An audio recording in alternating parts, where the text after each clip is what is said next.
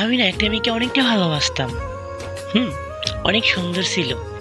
আমাদের এখানে বেড়াইতে আসছিল, বাট আমাদের গ্রামে।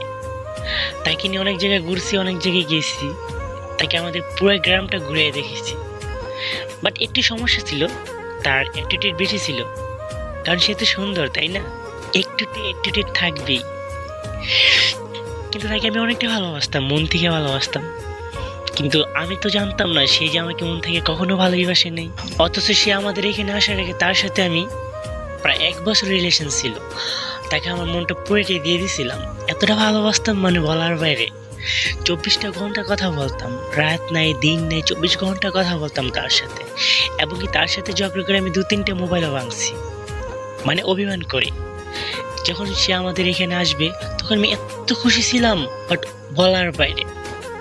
তারপর আমাদের এখানে আসার পরে অনেক সবকিছু তো বললামই, তাই না?